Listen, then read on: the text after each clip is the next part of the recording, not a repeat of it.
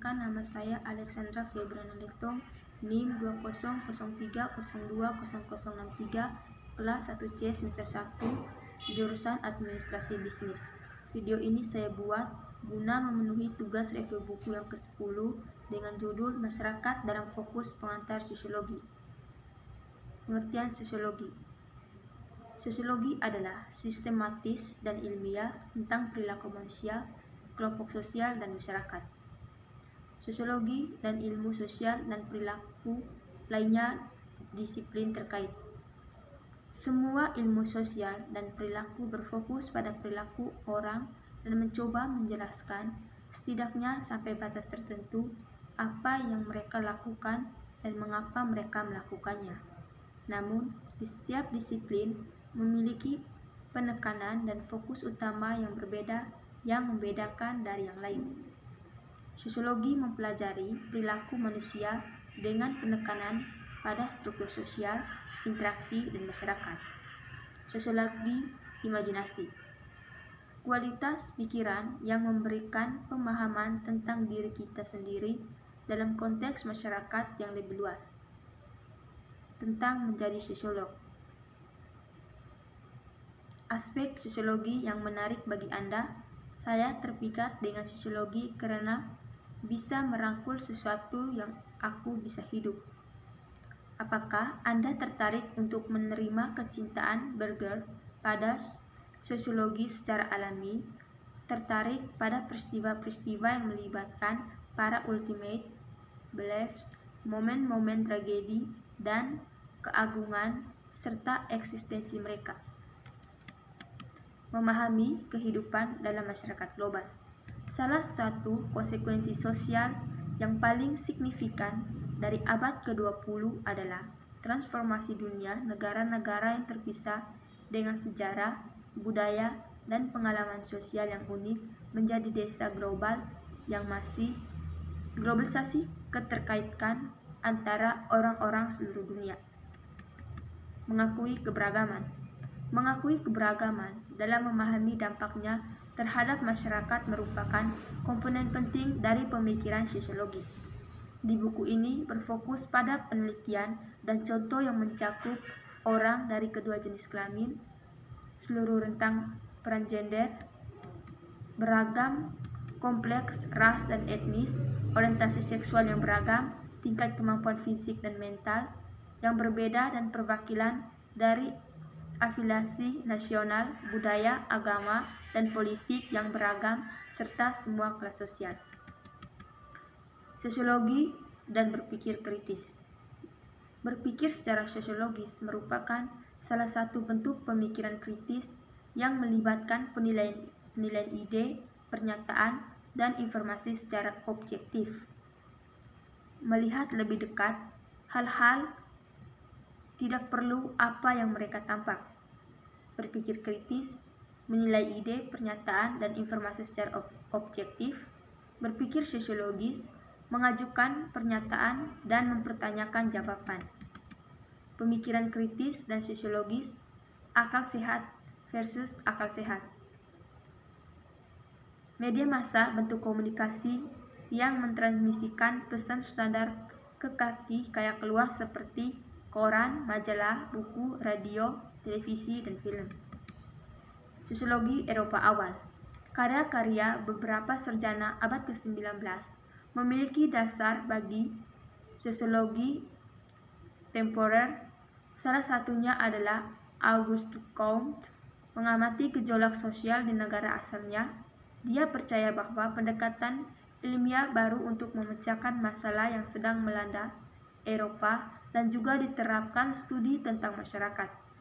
Ilmu baru Comte menekan positivisme, penggunaan observasi, perbandingan, eksperimen, dan metode historis untuk menganalisis kemasyarakatan. Sosiologi kontemporer. Karena itu, pemikiran dan teorisasi sosiologi dilakukan dengan mengkaji fakta sosial yang terus mengalami perubahan yang bersumber dari filsafat pemikiran sosial guna membangun teori-teori maupun model-model aplikasi sosiologi. Perspektif interaksionis simbolik. Perspektif introsionik simbolik memandang makna sosial yang muncul melalui premis proses interaksi sosial, interaksionisme, simbolik kontemporer bertumpu pada 3 dasar. Perspektif teoritis utama dalam sosiolog. Sebuah poin atau cara tertentu dalam memandang sesuatu. Perspektif fungsional struktur. Memandang masyarakat sebagai sistem bagian yang paling bergantung dan saling terkait atau sering disebut fungsionalisme. Sosiologi di dunia nyata. Apa yang dilakukan sosiolog? Sosiolog adalah disiplin seni sastra yang berbasis luas, konsep, teori dan metodenya dapat digunakan dalam hampir semua aspek kehidupan seseorang. Melakukan sosiologi. Globalisasi, keragaman, dan jenis pengetahuan. Orang-orang ingin tahu tentang perilaku manusia dan telah lama menjelaskan bagaimana dan mengapa berperilaku seperti itu. Hal ini terutama dalam berperilaku dalam masyarakat global yang beragam tempat kita saat ini. Dalam pencarian mereka untuk memahami, orang telah beralih ke pengetahuan tradisional, keyakinan, pengetahuan otoritas, dan sains. Sosiologi dan pengetahuan ilmiah. Sains menggunakan penalaran induktif dan deduktif dalam proses pembangunan teori. Teori bangunan melibatkan pendefinisian dan pengoperasian konsep dan identifikasi variabel yang relevan. Hubungan antara variabel kemudian dinyatakan dalam bentuk proporsional dan proposisi. Ini digunakan untuk mengembangkan, menguji, dan memverifikasi teori. Sosiolog menggunakan metode ilmiah sebagai pedoman untuk prosedur penelitian mereka. Kedelapan langkah dalam proses ini adalah menyatakan masalah, meninjau literatur yang relevan, mengembangkan hipotesis atau tujuan penelitian, memilih desain penelitian, mengumpul data, menganalisis dan menafsirkan data, mengembangkan kesimpulan, dan mengajukan pertanyaan baru. Mempelajari orang yang menimbulkan sejumlah masalah etika. Sosiologi berusaha harus menjaga objektivitas dan integritas penelitiannya, melindungi subjek mereka, menggunakan peran penelitian dengan benar, melepaskan bantuan dan dukungan, dan memisahkan diri dari penelitian yang tidak etis. Jenis penelitian dan desain penelitian. Penelitian sosiologis umumnya termasuk dalam salah satu dari 4 jenis eksploratif, deskriptif, explanatory, dan evaluatif yang dapat dilakukan melalui desain penelitian kuantitatif atau kualitatif. Desain kuantitatif menekan pengguna angka dan statistik dan mencakup analisis sekunder, eksperimen, dan survei. Desain kualitatif berfokus pada interaksi sosial dan makna dikaitkan orang dengan perilaku mereka, dan mereka mencakup wawancara etnografis, observasi partisipan, dan studi kasus. Triangulasi melibatkan penggabungan beberapa strategi penelitian atau biasanya yang setidaknya 3 untuk mengumpulkan dapat penelitian dan dapat menggabungkan metode kuantitatif dan kualitatif. Analisis ini merupakan salah satu teknik penelitian yang sering menggabungkan pendekatan kuantitatif dan kualitatif. Hubungan antara teori dan metode.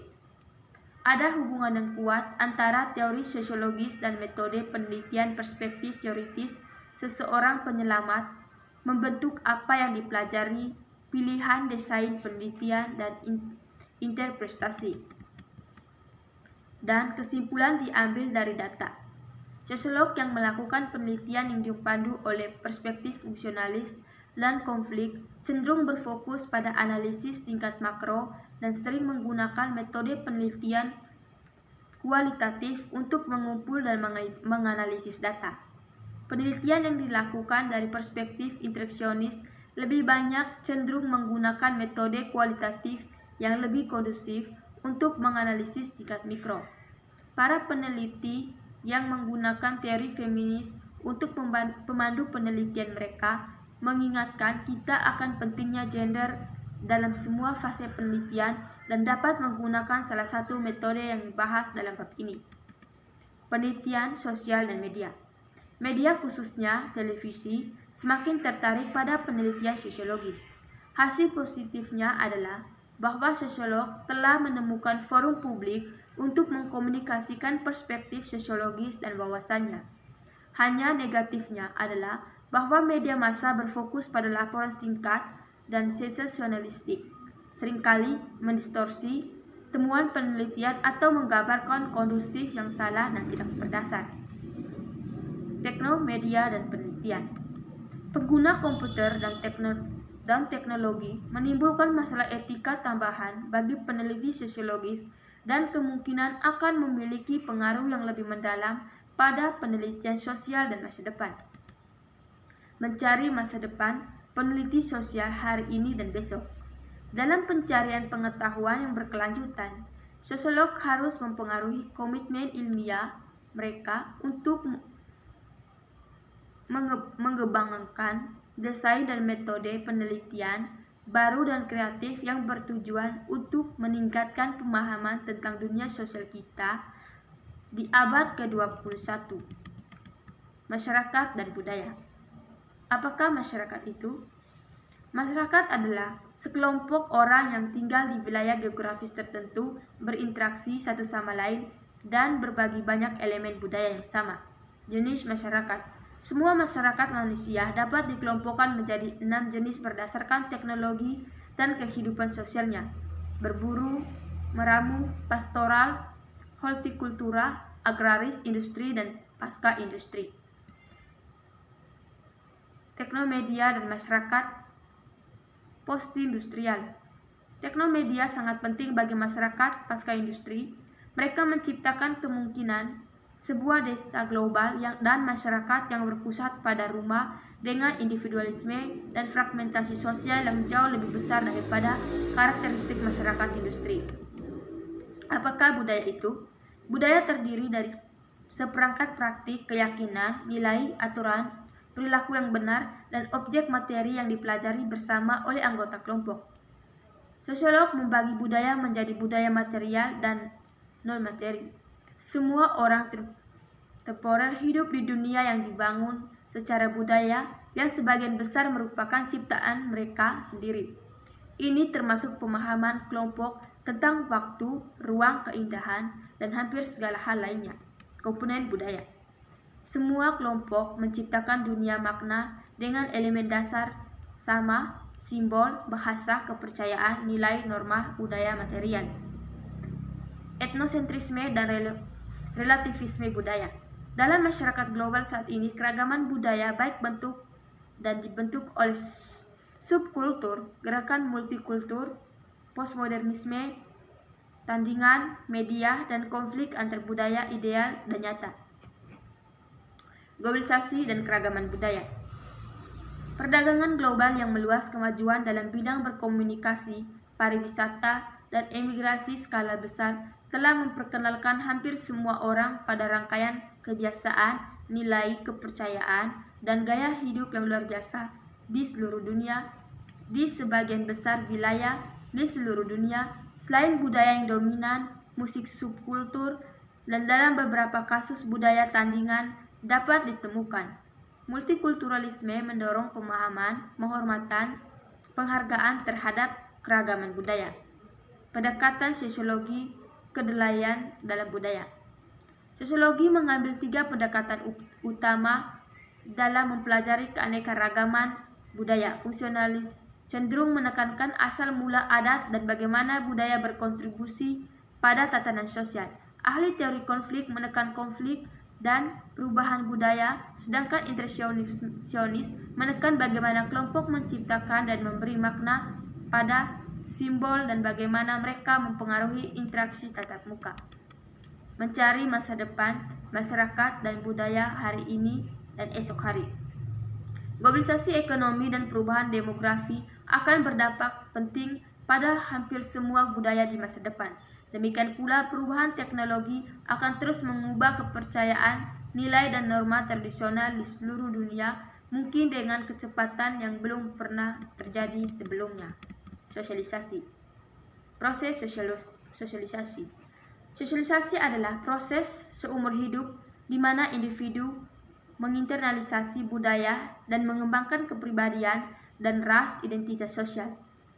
Perdebatan tentang sifat versus pengasuhan atas penjelasan perilaku manusia telah terbukti sia-sia karena penelitian sosiobiologis menunjukkan bahwa manusia dipengaruhi oleh potensi genetik dan pengaruh lingkungan yang membentuk kepribadian dan perilaku mereka.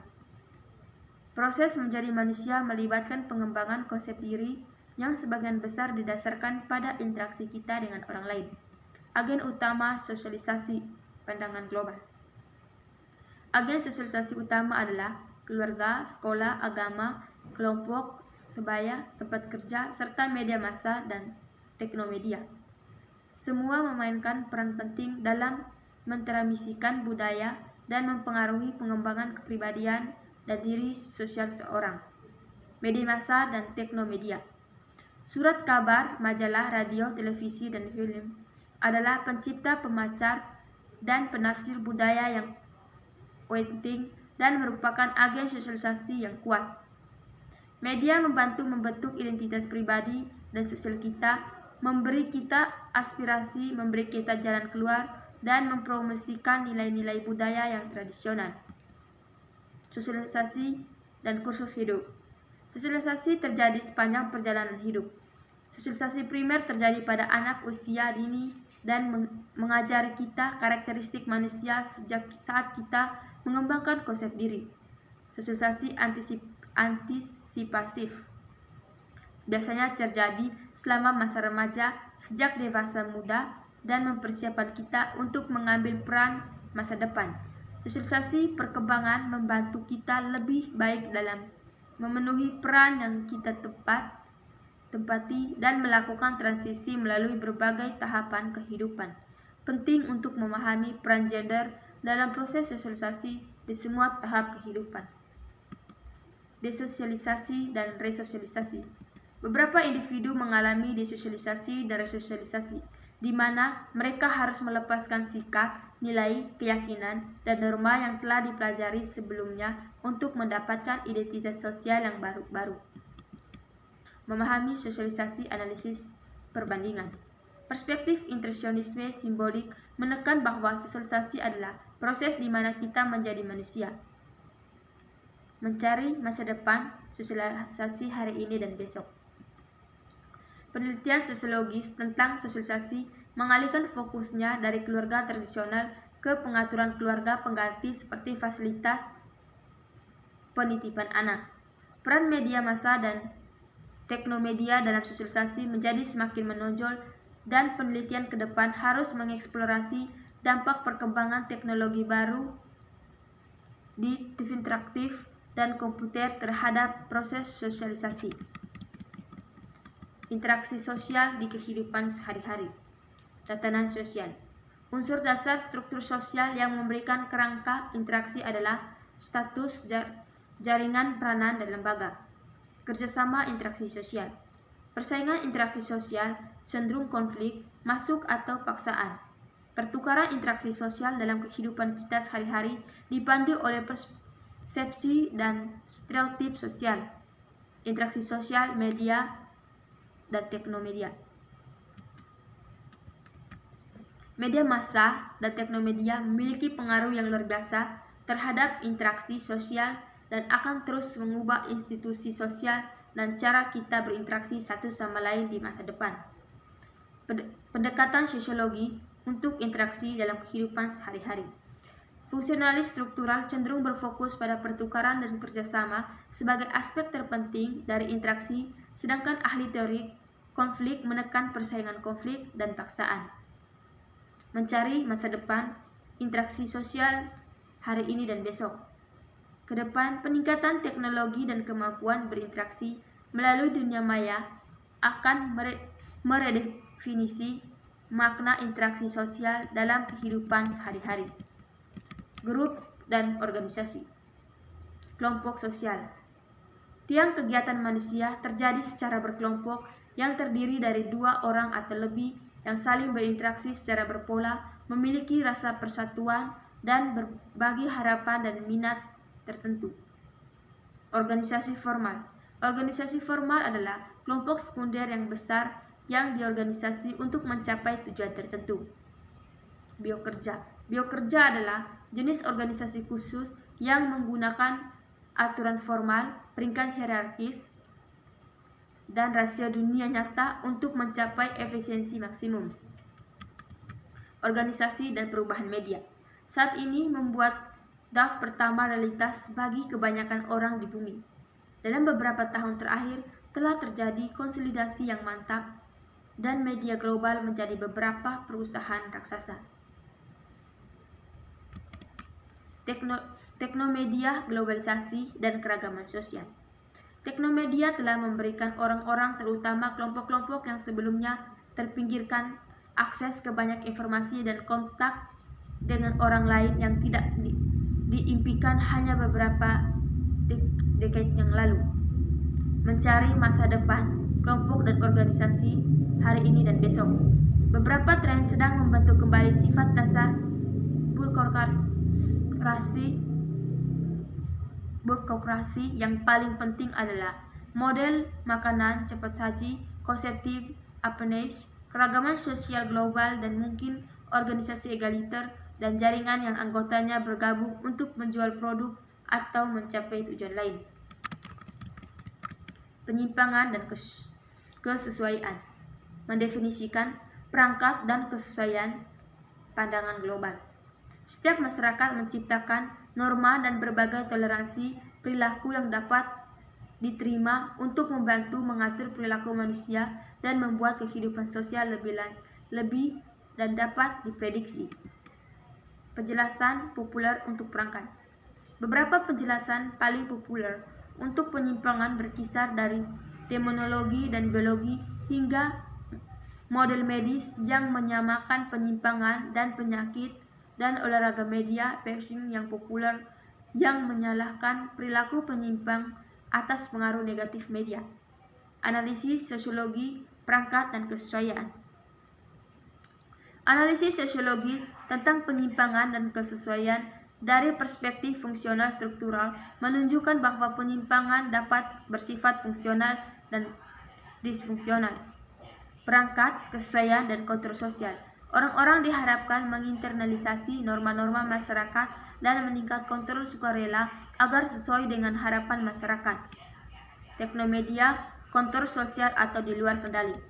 Teknomedia terkadang dipandang sebagai bagian dari masalah menciptakan penyimpangan, tetapi mereka juga dipandang sebagai bagian solusi, terutama di bidanisasi komputer, pengawasan elektronik, dan bentuk kontrol sosial lainnya. Mencari masa depan, perangkat dan kesesuaian hari ini dan besok. Tren masa depan sulit untuk diprediksi, tetapi norma sosial dan kontrol sosial melekat di setiap masyarakat dan orang-orang selalu dan akan terus diperlakukan secara berbeda dan tidak setara berdasarkan tingkat kesesuaian dan penyimpangan dari harapan sosial. Stratifikasi sosial dan sistematis kelas Amerika Serikat.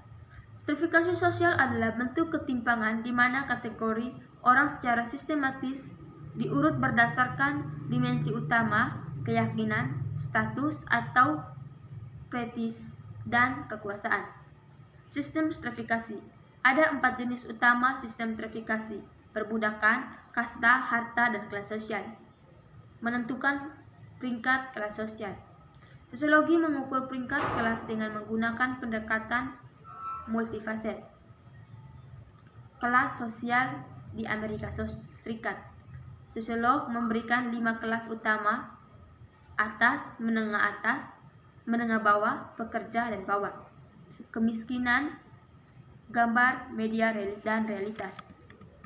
Kira-kira 14% orang Amerika hidup dalam kemiskinan, dan karena faktor ekonomi, politik, dan sosial, jumlah tunawisma meningkat di antara individu dan keluarga.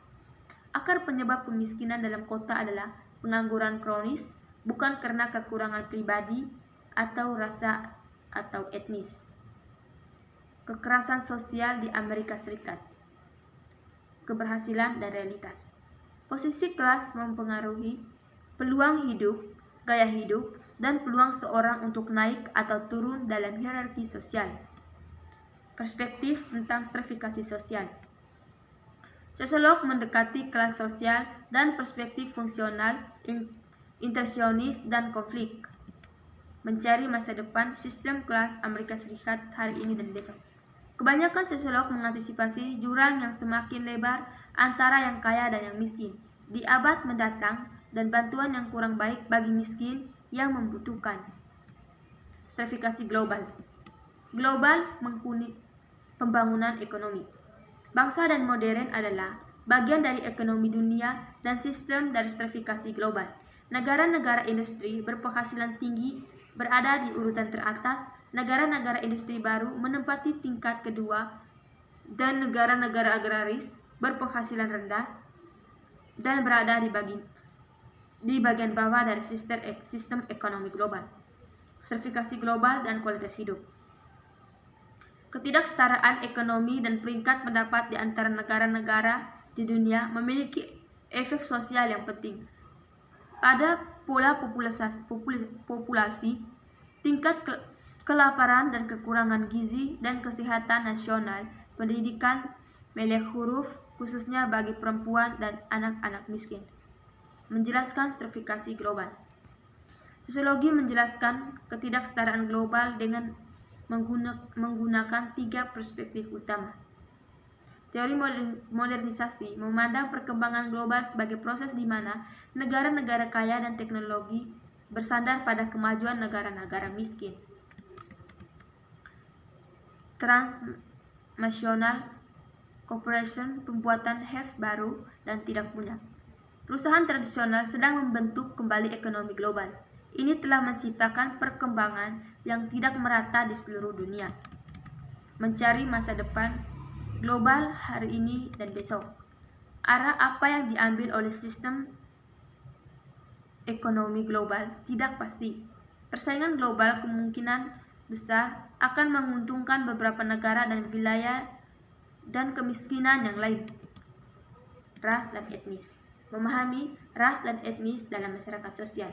Kelompok minoritas adalah kategori orang-orang yang didefinisikan berbeda secara fisik atau budaya dari anggota kelompok dominan yang mengakibatkan mereka diperlakukan tidak sementara. Prasangka.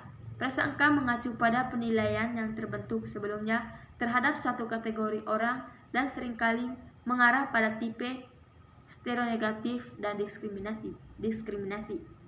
Diskriminasi adalah perlakuan yang tidak setara terhadap orang karena keanggotaan kelompoknya. 3 jenis diskriminasi utama adalah pribadi, hukum, dan kelembagaan. Ras dan etnisitas, media, massa, dan teknomedia. Selama sebagian besar abad ke-20, media massa mendorong dan memperkuat prasangka ras dan etnis. Hubungan kelompok minoritas dan dominan. Ketika kelompok ras dan etnis yang berbeda bersentuhan, 4 hubungan dapat terjadi. Pluralisme budaya atau separatisme kooperatif, asimilasi atau pencampuran menjadi kelompok dominan, atau genosida atau permusuhan kelompok minoritas. Keanekaragaman ras dan etnik di Amerika Serikat. Saat ini Amerika Serikat adalah salah satu negara yang paling beragam secara ras dan etnis di dunia. Menuju masa depan ras dan hubungan etnis hari ini dan besok. Beberapa penulis populer mengantisipasi konflik ras dan etnis yang parah di abad ini. Yang lain memperkirakan iklim toleransi ras dan etnis yang berkembang karena orang kulit berwarna dominan secara statistik. Seks dan gender. Seks dan gender dalam masyarakat global. Seks mengacu pada perbedaan biologis dan fisik laki-laki dan perempuan, sedangkan gender mengacu pada definisi budaya dan sosial dari maskulinitas dan feminitas. Menjelaskan perbedaan gender. Sosiologi menjelaskan perbedaan gender dalam berbagai cara tergantung pada perspektif teoritis mereka. Mereka yang menggunakan perspektif interaksionis berfokus pada proses sosialisasi dan pengembangan identitas gender. Seksisme, ketimpangan berdasarkan seks dan gender. Seksisme adalah ideologi yang menyatakan bahwa satu jenis kelamin secara inheren lebih rendah dari yang lain. Feminisme, perjuangan untuk ketimpangan gender. Feminisme tumbuh dari gerakan perempuan abad ke-19 yang awalnya berjuang untuk menghapus perbudakan dan hak pilih perempuan, mencari masa depan seks dan gender hari ini dan besok. Arah masa depan dalam sikap, nilai, dan perilaku terhadap jenis kelamin dan gender sulit untuk diprediksi, tetapi perubahan penting sedang terjadi. Usia dan lansia. Orang-orang di negara di seluruh dunia, khususnya Amerika Serikat, menikmati harapan hidup yang lebih lama. Hasilnya adalah perubahan demografis yang penting, termasuk peningkatan dramatis jumlah orang yang hidup di atas usia 65 tahun. Keluarga. Pernikahan dan keluarga dicirikan oleh fleksibilitas dan ketahanan dan tertanam kuat dalam masyarakat yang lebih luas. Kebanyakan orang akan mengalami keanggotaan dalam setidaknya 2 jenis keluarga, orientasi keluarga dan keluarga. Pendidikan. Pendidikan proses yang dilembagakan untuk mengerjakan keterampilan dan pengetahuan tertentu secara sistematis serta menyebarkan budaya dari satu generasi ke generasi berikutnya merupakan fenomena universal di setiap masyarakat di seluruh dunia. Agama. Agama adalah sistem simbol, kepercayaan, dan ritual yang dibagikan secara sosial yang diarahkan ke alam supernatural yang sakralnya membahas makna akhir kehidupan. Sistem kepercayaan agama dapat dikategorikan menjadi 4 tipe ideal: animisme, teisme, dan etika. Politik dan perang. Kekuasaan adalah dasar politik. Kekuasaan adalah kemampuan untuk mendapatkan jalan seseorang, di mana paksaan adalah aktualisasi dari suatu ancaman. Ekonomi dan pekerjaan. Ekonomi telah lama menjadikan kepentingan sosiologi karena pengaruh terhadap semua aspek kehidupan sosial. Perekonomian meliputi produksi, distribusi, dan konsumsi barang dan jasa. Sistem ekonomi terdiri dari ideologi, nilai, norma, dan aktivitas yang mengatur perekonomian. Kesehatan dan pengobatan. Kesehatan dan penyakit dipandang berbeda dalam berbagai budaya. Definisi orang sehat dan sakit terkait erat dengan tingkat kekayaan dan teknologi masyarakat serta kemampuan masyarakat memenuhi kebutuhan pendidikan penduduknya. Populasi, urbanisasi, dan ekologi. Demografi, studi ilmiah tentang populasi manusia berkaitan dengan kesuburan, kematian, migrasi, dan komposisi dan kepadatan populasi, terutama yang berkaitan dengan bagaimana faktor-faktor ini mempengaruhi kuantitas dan kualitas kehidupan manusia. Kota telah memainkan peran penting dalam peradaban manusia. Sosiologi telah mengembangkan 3 model teoritis untuk menjelaskan perkembangan perkotaan di Amerika Serikat. Beberapa masalah lingkungan yang paling serius termasuk kelebihan penduduk, menipisnya sumber daya alam, dan populasi. Media massa menerima kepedulian lingkungan karena memuatkan semua drama tinggi yang dituntut oleh televisi dan film. Perubahan sosial, kolektif, perilaku, dan masa depan. Segala perubahan masyarakat terus berubah. Namun, tingkat perubahan berbeda dari satu masyarakat ke masyarakat lainnya. Tergantung pada interaksi yang kompleks di antara berbagai sumber perubahan. Beberapa perubahan makro berskala besar dan mikro.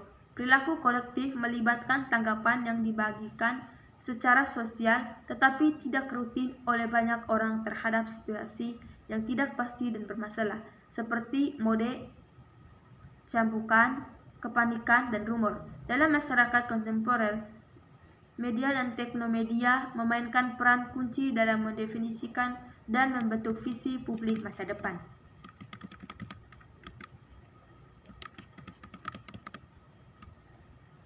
Kesimpulan dari isi buku ini yaitu menelaah peran media massa dan teknologi informasi dalam masyarakat kontemporer.